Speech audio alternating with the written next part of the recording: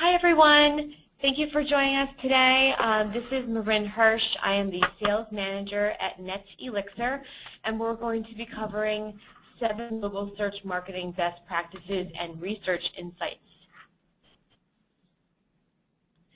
So just to give you a brief background about Net Elixir, we were incorporated in 2005, and our headquarters is in Princeton, New Jersey. We are a digital marketing technology and service provider that specializes in search marketing and web analytics. We also have ongoing retail search insights research since 2008. We are featured in the New York Times, Time Magazine, as well as Forbes. And feel free to check out our online marketing tools for retailers. They're free SEM and SEO tools at www.elixirmarketplace.com. And also, we invite you to join Net Elixir University, our LinkedIn group. We launched Net Elixir University in the fall of last year of 2012, and our goal is to train 10,000 search marketers worldwide by 2014. So to give you a brief background about Udayan Bose, he's the founder and CEO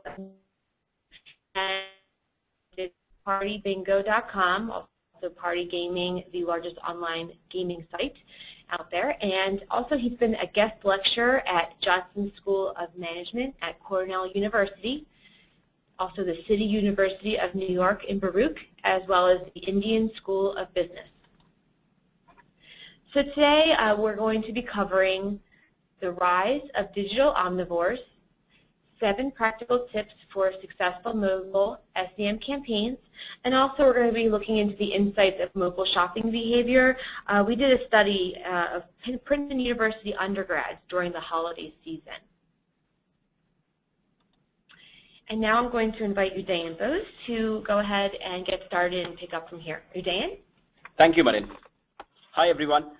I'll start with the first section of our presentation, which is the rise of digital omnivores. Meet Michelle. Michelle is 26. She is single. She is an account executive at agency XYZ in New York. Michelle is a daily commuter. She uses the famed NJ Transit from Princeton Junction to New York every day. She uses her 3-hour-plus commute every day doing the following. She chats with her friends on Facebook, and she mostly sort of does that using iPhone 4S. She catches up on the news from the ad world and normally uses iPad 2 to do that. She searches for work-related information, and again, she sort of uses her iPad to do that. She's a big fan of Pinterest, and using Pinterest, she sort of keeps herself sort of familiar with all the fashion trends. And she accesses Pinterest both through iPad as well as iPhone. And finally, she does a lot of shopping online as well while she is traveling, and she uses mostly iPad to do that. Now, it so happens that Michelle's mother, Nancy, is celebrating her 50th birthday just about 4 days later on the 23rd of March. And Michelle has more or less decided she wants to gift her a pendant. Now, this is how Michelle's multi-device search and buy process really looks like. So typically, I mean, while she is on the train, she either uses iPhone or iPad to basically conduct the search process. Now, the 11% of her entire browsing time is spent through iPhone and sort of in the search process while she is mostly traveling on the train. While she reaches office, she continues the same search process using her Mac or probably a PC, and then basically she comes back home, and on a sort of way back home, she sort of flips open her iPad and continues the search, and finally sort of continues the search and makes the purchase using her tablet, which is the iPad 2, while she is sort of there at home, typically at about 9 p.m. Eastern time.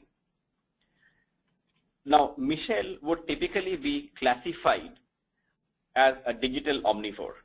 Now, who are digital omnivores and what do they do? What are some of the characteristics of digital omnivores? Now, digital omnivores access a wide variety of digital content using multiple devices daily.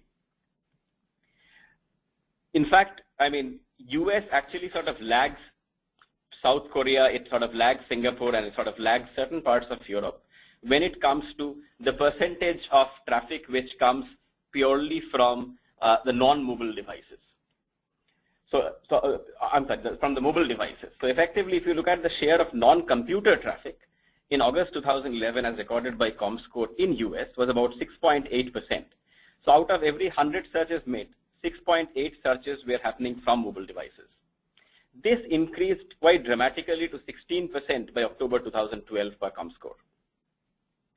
In fact, again, the ComScore reports that nearly half of all the tablet owners complete their purchase using a tablet.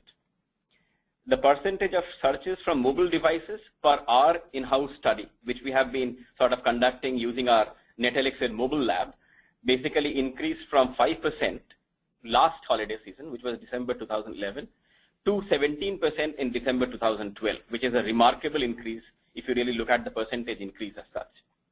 And finally, NetElixir expects that 25% of all the searches to happen from mobile devices by December 2013.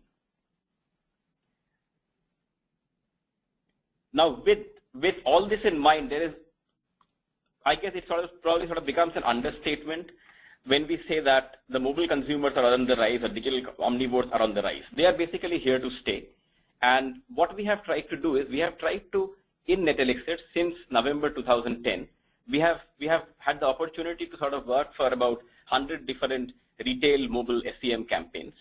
And specifically, some of these insights are the ones which have really sort of helped us create these 7 practical tips for successful mobile SEM campaigns as such. Again, as I mentioned, the basis of our recommendation, I mean, since 2010, we have worked with 100+ retail SEM mobile programs. And we, in fact, set up our mobile research lab, our in-house mobile research lab, back in November 2010 to understand a little deeper, a little more about typically the mobile shopper patterns, what are typically the search insights, and so on. So let me start by sharing some of the research insights from our mobile search marketing lab. Now, in terms of the mobile SEM campaigns, they have a higher click-through rate compared to the PC campaigns, or let us say non-mobile campaigns. In fact, as you can see, the mobile click-through rates of about 5% are more than double that of the non-mobile click-through rates as such. So we try to identify some of the causes, some of the reasons which basically sort of drove a much higher click-through rate for the mobile campaigns. So the first thing which came out or emerged was the mobile searches have a very high immediacy value. Now, what exactly does that mean? That basically means that a person who is conducting the search through their mobile devices are much more likely, or there is a higher propensity for them to click on a mobile ad compared to the same person probably doing the same search process from a PC or from a Mac, let us say. So there is a much higher immediacy value. So there is almost like a quickness in terms of their decision-making process. The second point is, if you look at the mobile ad, typically not more than 3 sponsored listings are really visible using your smartphone. Now, effectively, I think when you are given just 3 choices and with the immediacy value, that probably to an extent explains as to why the mobile click-through rates are significantly higher than PC click-through rates, where there are probably tens of thousands of advertisers advertising for a particular term. And the third part is, if you look at it, the propensity to click goes beyond just an online sale or an online purchase. Because in many cases, some of the sophisticated advertisers out there on Google AdWords have started to mention this or utilize this amazing feature called call to action or click to call. As a result of which, not only does mobile search drive an online purchase, mobile searches have also become instrumental in driving sort of phone inquiries which result into a phone sale. The second fact that we uncovered through our research was the mobile SEM campaigns have 50% lower cost per click. So they are much cheaper compared to the regular PC, the PC-based, or let us say non-mobile AdWords campaigns or Bing campaigns. If you look at it, it's almost like 34 cents versus 62 cents for a non-mobile campaign. The third one was mobile SEM campaigns have a much lower conversion rate. This comes as a surprise because you would normally expect that a low CPC, a high conversion click-through rate. I mean, probably the likelihood of a person making a purchase is higher through mobile. But this actually sort of comes as a surprise, and there are some certain reasons we have been able to assign to this particular trend. The first one is, and we believe that there have been sort of research studies which have been conducted which show that almost as much as about 30 to 40% of all the clicks which happen from mobile devices, specifically phones, are either accidental or unintentional. As a result of which, there is no clear intent to make a purchase as such. It just happens. The click just sort of happens, or the tap just happens. The second one was, if you look at it, the mobile searches often lead to an offline purchase, which somehow do not really get tracked or quantified or attributed to a mobile search happening. The third reason, again a plausible cause for this, a search that starts on a mobile device may actually sort of end with the purchase happening from a computer. However, due to the tracking system sort of a conflict, it is impossible to really track the entire sort of search chain in a very accurate manner. So that is the reason probably the entire conversion or sale really gets attributed to the last click, which may have actually happened through a non-mobile device. And finally, many marketers still do not have a mobile website. I mean, this is something which is probably one of the more disappointing aspects as to how the entire mobile search marketing has evolved. That per our research, more than 75% of marketers do not have a mobile optimized website. So as a result of which, the person clicks on the ad, which looks great. They get onto probably get thrown to either the home page or maybe a landing page which has been designed for non-mobile devices. As a result of which, the entire browsing process, the entire search process, the decision-making process gets impacted and people drop off. So these are some of the things. There are other reasons as well, but these are the top 4 reasons that we really were able to identify as to why the mobile conversion rates are significantly lower compared to the non-mobile or the PC-based or the desktop-based sort of search conversion rates. So based on this research, and we have already discussed about Michelle, the quintessential digital omnivore, we came up with what we feel are 7 practical, actionable mobile search marketing tips. The first tip is fairly consistent with what we have been constantly preaching and advising all the marketers to do, all the search marketers to do.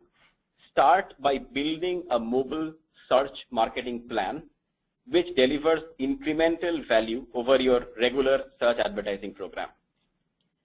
It is probably a point of concern still, even if you really take something like maybe the regular searchers and the search marketers, that only 23% of all search marketers have a plan in place. So think of as to what would be the percentage when it comes to typically mobile search marketers as such. I can almost guarantee, we have not done the analysis yet, I can almost guarantee that it would be a single-digit percentage, maybe about 7% or 8% of all the search marketers or mobile search marketers actually do have a plan. Now, what we very strongly recommend you to do is utilize what we call our GHOST framework. Now, what exactly is the GHOST framework? In GHOST, the G and O starts with goals and objectives. Now, when we say goals and objectives, we urge you to sort of come up with a very fixed, specific primary goal. Let us say you want your mobile search marketing campaigns to deliver $500,000 worth of revenue between October 2013 and December 2013. Very, very, very specific. Mention the dollar value. Second, what is the secondary goal? The secondary goal can be something like these mobile search marketing campaigns should have an ROI, or let us say return on ad spend, of 300%. So you start with a particular metric, and then you sort of drill down as to what exactly would be the strategic initiatives, the S in the GHOST framework, which would enable you to achieve the goals. So maybe strategic initiative 1 can be you have a brick and mortar presence. How can you really engage in an activity called geofencing? maybe sort of offering coupons through your mobile campaigns to anyone who is sort of within a certain number of miles of radius of your store. Maybe within 50 miles of your store radius, your ad will only be a geofencing ad which sort of comes out where the potential consumer can actually download a coupon by clicking on your ad and just sort of go to your store, make the purchase there. And what would be the specific tactics for that? The specific tactics can you really sort of set up geo-targeted, geo-specific mobile campaigns which are targeted within a certain miles of radius of your store, etc. So again, I mean, as you can see, the entire thing flows, but our recommendation, again, a very strong recommendation would be always have a plan in place before you start mobile search marketing.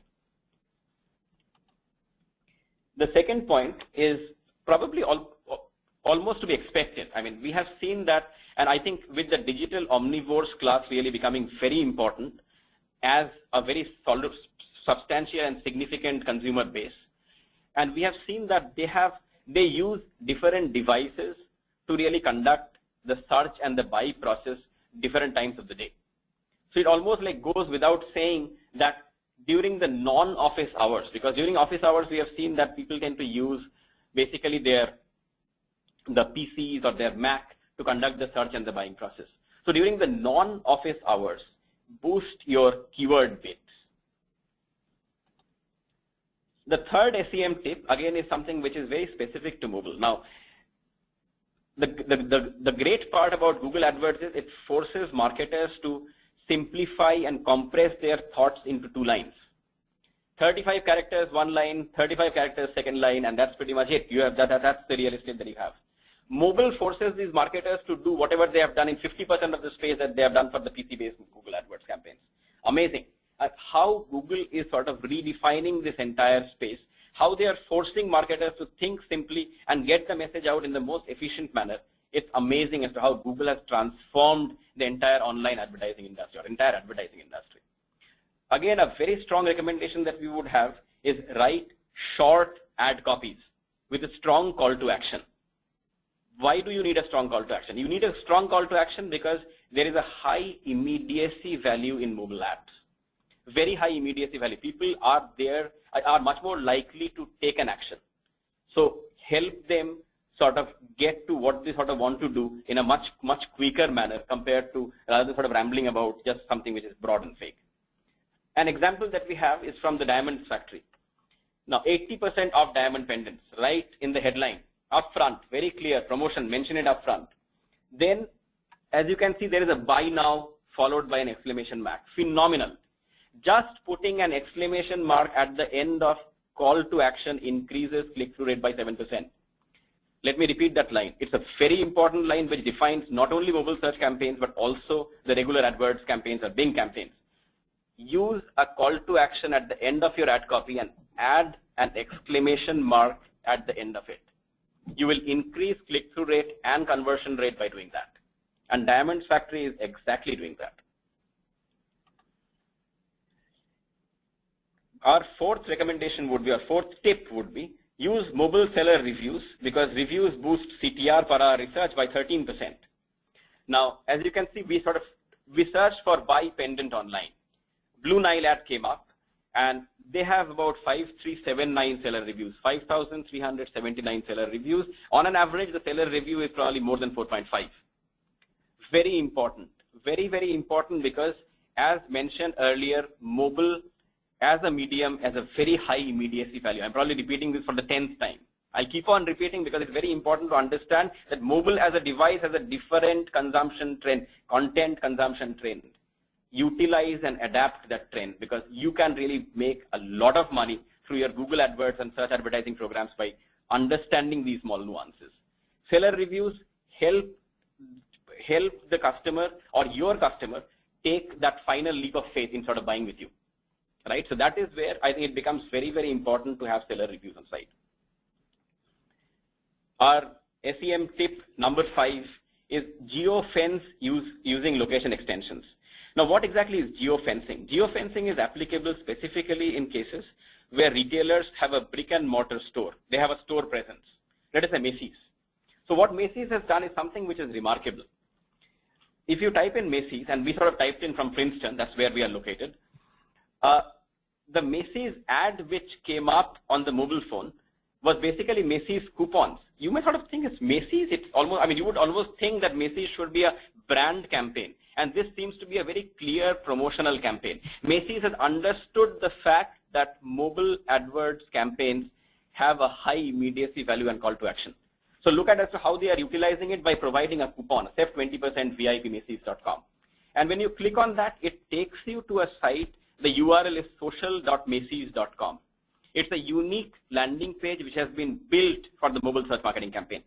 And what does it have? It has deals and promotions. Now, when a company which is so fixated, obsessive about their brand like Macy's, why can you not do the same thing?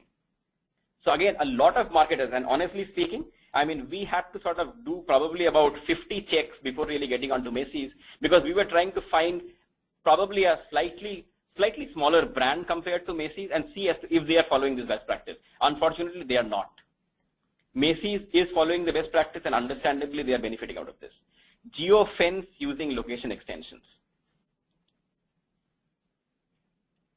Tip number 6 is use click to call feature in your ad listings. Very important, because you don't really want to miss all those offline sales or the phone call inquiries about your particular product.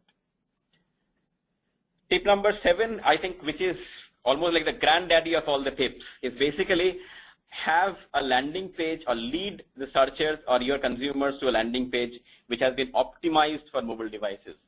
Just look at as to what Blue Nile is doing. An amazing landing page, very specific to pendants, because we have searched for buy pendant online.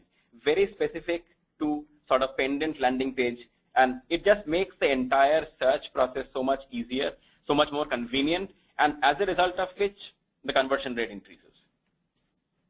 So let me sort of sum up with all the different tips that I just sort of shared with you. The first, start with a plan. Any search marketing program, whether it is mobile search marketing program or non-mobile search marketing program, have a plan in place. Starts with goals and objectives, strategic initiatives and tactics. Second, use day parting to really target the mobile users more effectively. Use day parted bidding strategies. Third, have a call to action in your ad copies. People have a much high sort of urgency when they are using their mobile devices. The call to action somehow really increases or enhances their entire urgency process. Use seller reviews, very important, because again, sort of utilize that immediacy value of the mobile device as a channel. Geofence, specifically for brick and mortar stores, if sort of you can really target very specifically and get those users and get them to your stores. Use call extensions, because why miss out on all those phone inquiries about your particular brand or product? And finally, please do use mobile optimized landing pages and websites. Very, very important. I will probably at this point in time, some of you may be thinking as to, I mean, how does all this stuff, or does it really still matter in the light of Google's recent announcement which they did in February of something called AdWords enhanced campaigns, wherein basically you have just one particular structure through which you can manage both mobile and non-mobile campaigns as such. Now, let us look at as to why Google, this is purely our opinion, why we feel Google really went ahead with this change. As Google would sort of like you to believe it, Google sort of did this because they want you to really have a much greater control and much more easy manageability of your entire AdWords program. We think it probably can be linked to some of the overall financial results that Google has been really sort of producing over the last about year and a half. And this is a statement that I have cut paste from CNBC, where average cost per click, a critical metric that denotes the price advertisers pay Google, declined 6% from a year ago. The 5th consecutive quarter of decline, but increased about 2% over the 3rd quarter of 2012. Now, this decline, what it probably does not mention, has been primarily because as the percentage of mobile clicks have increased, when you really look at the weighted average cost per click, that has been constantly coming down. So Google did not really have an option but to really come up with a platform, a system, which really stemmed this sort of a progressive decline of the cost per clicks of your AdWords program. Our opinion, and this is purely an AdWords enhanced campaigns upgrade, and we would love to really have separate discussions with you. This is purely our opinion. If you have a well-targeted mobile campaign, please try to delay or hold off as much as you can before going on for the upgrade. And when I say well targeted, is basically I've taken a screenshot. This is how granularly you can basically target using your currently using basically the Google AdWords platform and sort of mobile device targeting, etc. Because the moment they sort of launch or you sort of enroll or upgrade to the Google AdWords enhanced campaigns, you will lose this granular control, the granularity of control, and you sort of end up spending more for your mobile clicks. Google knows very well that 30% of probably their revenues, again our estimate, comes because the marketers or search marketers are inefficient in how quickly they are able to manage their advertisers program. And this probably can be extrapolated to exactly that sort of a research, which shows that by making it simple, they are actually sort of not really actually essentially making it less expensive for you. They are actually making it substantially in the long run more expensive for you as such. Also, in the new scheme of things with the enhanced campaigns, the tablets are being considered equivalent to PCs in terms of the bid prices, which is, we feel, is very surprising. So effectively, if you really need guidance on what to do, we'll be absolutely open to really help you out. You can sort of send out an email to my colleague Marin, and she would be sort of happy to set up a one-on-one consultation session as to what you should be sort of aware of and knowing basically in terms of your AdWords enhanced campaigns. I'll move on very quickly to the last segment. This was a very interesting segment because, as Marin mentioned, that NetElixir University was started with a big dream. It was started with a big vision. The big vision was we want to train 10,000 marketers worldwide in the best practices of search marketing and digital marketing.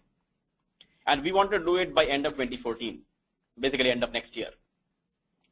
So as an ongoing process of our knowledge sharing and sort of sharing free knowledge with people and sort of trying to create a much more democratized online advertising world, we have been constantly collaborating with universities like Cornell or now Princeton, basically to try to do some consumer research. Because, I mean, the only reality which any marketer faces is basically the online advertising is going to change tomorrow. That is the only change, is the only reality.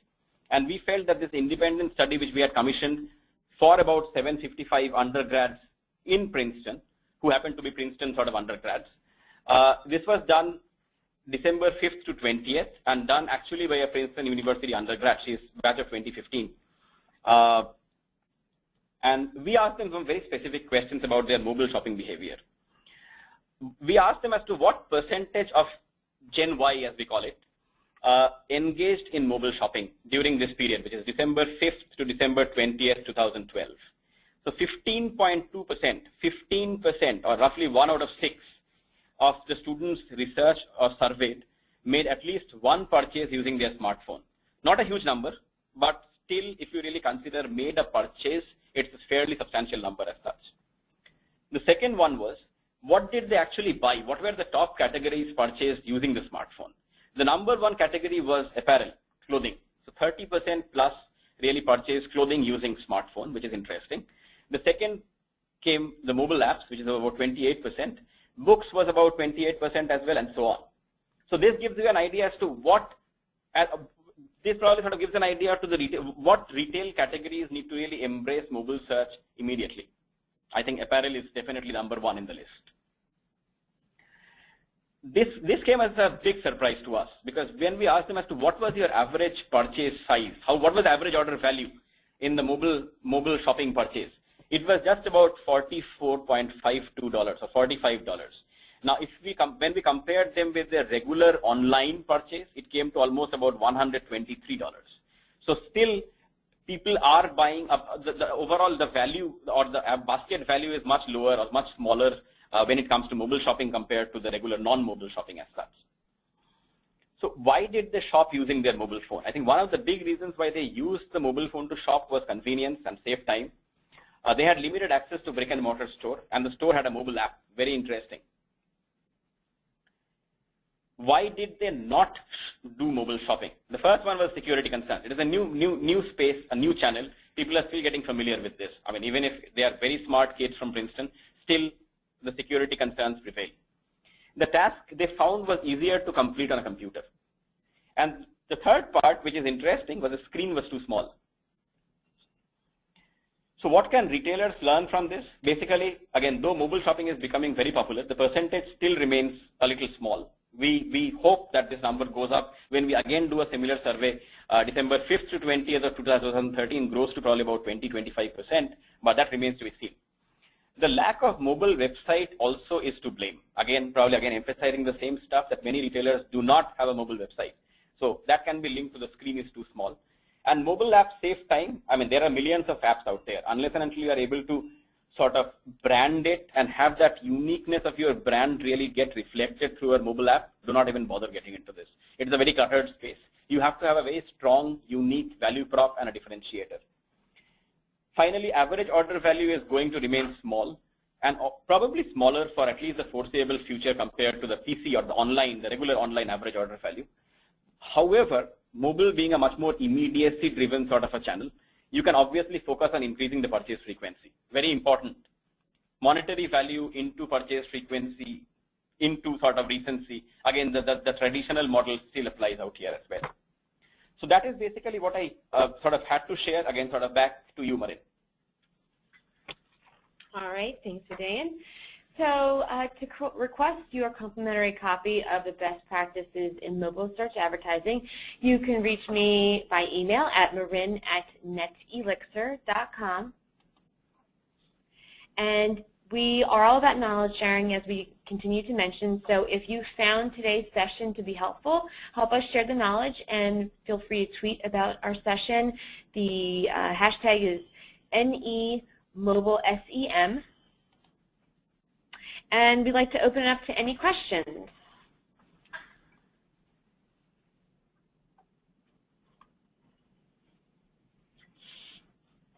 Okay, here's our first question here. All right. Udayan, do you see anything different with mobile search queries? That's actually a great question, Marin. So in terms of mobile search query, that's actually a great question. So our research says that the overall length of an average mobile search query is considerably shorter compared to a regular search query. That probably sort of can be explained by the fact that there is a much more higher recency value or emergency, almost like an urgency when it comes to the mobile search queries as such. But that's a great question. Yes, the mobile search queries are shorter almost by about 30%, 30% compared to the regular non-mobile search queries. Okay. All right. Thanks, Dan. Okay. Let's see here. Another question. You mentioned that the mobile SEM campaign can bring some sales that converted at the computer. How do you track that? Again, a great question. I mean, honestly speaking, at this point in time, it's difficult for us to really connect that. Not us, for anyone to connect that. Because somehow, just because of the tracking system which is applicable for mobile devices, it's totally different from what sort of normally the tracking devices which are sort of applicable for non-mobile devices. So, but at the same time, probably there can be, through maybe two sort of studies and some sort of a correlation, there can be extrapolations done, but great question, there is no direct connection through a single tracking system or a unified tracking system which can really be utilized in this case. Okay, thanks, Dan. All right, another question here. Okay, your research insights on Princeton undergrads is interesting. Are there any other insights you may want to share?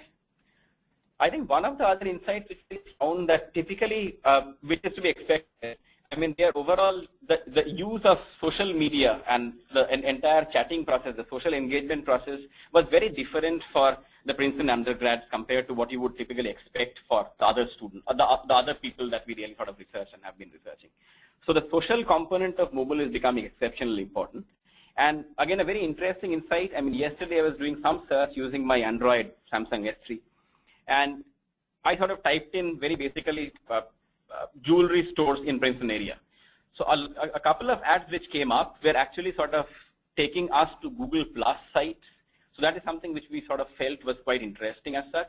So Google is also cognizant of the fact that the Gen Y users are much more comfortable, familiar with the social aspect of things, the social web, as you can say. And they're probably sort of trying to utilize that to really drive their mobile search advertising things as well. Okay. All right. Thanks, Jane. Okay, another question. Why is the CPC 50% lower to the normal campaigns? Any specific observations?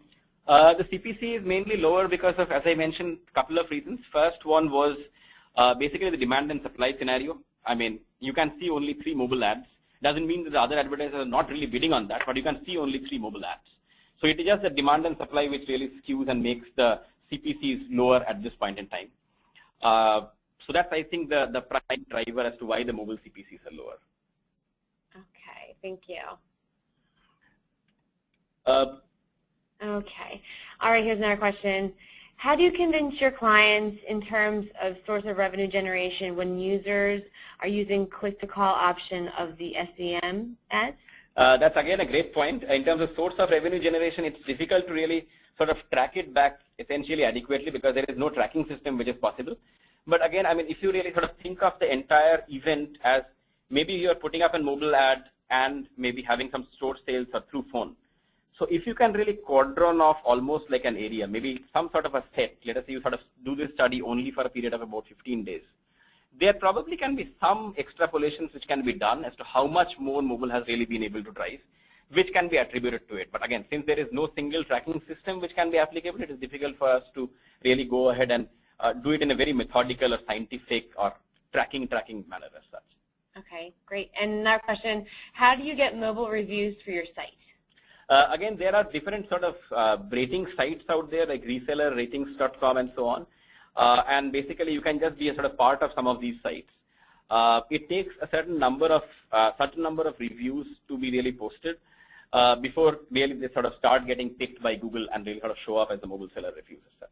Okay, great. That question, what e-commerce category did you use to do this research? They have delayed their transition to EC for this exact reason. So what do you think, Judane? Yeah, I think the e-commerce categories that we utilize, it's primarily to sort of do the research where we sort of share some of the stats. We focus on about 7 different retail categories. They include apparel, one. The second one was basically flowers and gifts. The third one was sort of basically home improvement. The fourth one was home furnishings. The fifth one was the pet category as such. And the sixth one happened to be consumer electronics. And the seventh one was sort of just miscellaneous, more of a merchant basically, like people like Macy's and so on. Yeah. Okay, great. Okay, let's see here. All right, any benefits from the AdWords Enhanced campaigns? Well, I guess, I mean, we have been sort of going on almost like berating Google for introducing AdWords Enhanced campaigns. I mean, that's, again, just to be sort of very fair to Google in terms of the enhanced campaigns as such. I mean, they did it also for a big purpose of simplicity because it was just everything too overwhelming to really sort of somehow really customize your campaigns based on what your overall users behave, the browsing patterns are. So from that perspective, one big benefit out of this entire enhanced campaign happens to be the singularity. I mean, it just basically sort of hopefully simplifies the entire campaign management process quite substantially by just sort of integrating the mobile and the non-mobile pieces as such. Okay. All right. So there are some other questions out there. I think we're pretty much running out of time at this point, but we will be sharing the presentation we did today and sending over a copy by tomorrow. So everyone who's attended will get a copy. So feel free to check your email for that. It should be, like I said, here by tomorrow. And we really do appreciate your time today, and we're really glad you were able to join us. And thank you so much. Please, once again, as I mentioned, join our LinkedIn group, NetElixir University, and also access our free SEM and SEO tools at elixirmarketplace.com.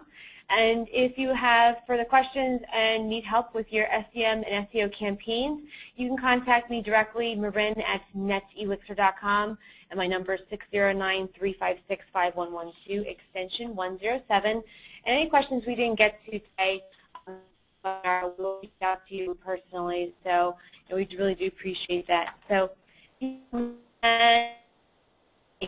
very much. Have a great day.